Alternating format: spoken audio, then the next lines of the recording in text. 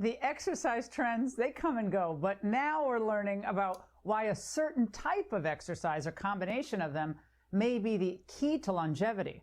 Harvard researchers tracked 110,000 people over 30 years, and they found that those who engaged in the most varied types of exercises had almost a 20% lower risk of premature death compared to those with the least amount of variety. So body adaptation to different movements seems key to the longevity bump. Here to weigh in is Jillian Michaels, celebrity fitness trainer, host of the Fox Nation special, Toxic, America's Food Crisis. My name is A.B. Ridgeway, and welcome back to another episode of the Ridgeway Report. And today we are talking about health. And why are we talking about health on a finance channel? Because as we retire, as we age, and we get a little bit older, our health costs are going to most likely increase.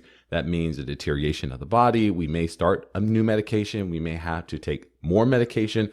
All these things are going to add up, and these are going to be costs that we're going to have to prepare for. So today we're trying to figure out, well, how can we lower these costs? And the way you lower your costs is to improve your health. And that doesn't start when you're 65. It starts when you're 55. It starts when you're 45. It starts when you're 30. It is a lifestyle. And people say that over and over again. So today we're going to see what type of exercises we can actually do to prolong our life.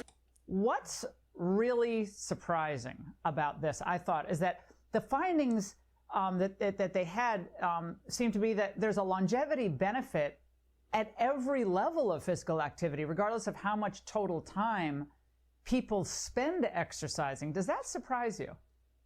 Not at all. I mean, but maybe it's because this is what I do for a living. So exercise has long been known in my industry to be the #1 form of preventative medicine.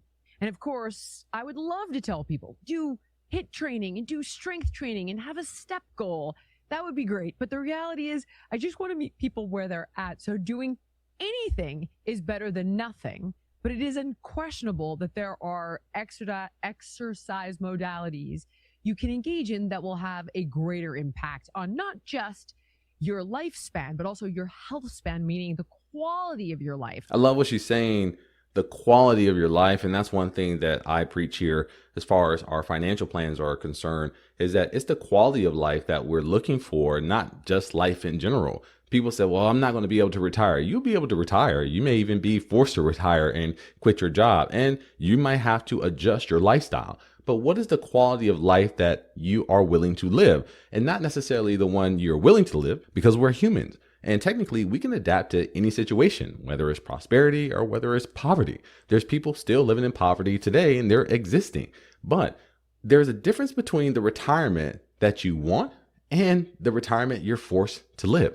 And when you create a financial plan, when you start early, you create the retirement that you want. And that's what's important, not necessarily if you're going to retire, because you can. And as Jillian pointed out, same thing with a financial advisor. We just want you to do something. We're not trying to make you a financial guru overnight. You don't have to understand the 401ks and the IRAs and the 403bs and rollovers and direct rollovers and indirect and all those things and all those terms that us financial advisors throw around overnight. We just want you to do something. Save $1, save $2. We want to meet you where you are so we can take you where you want to be.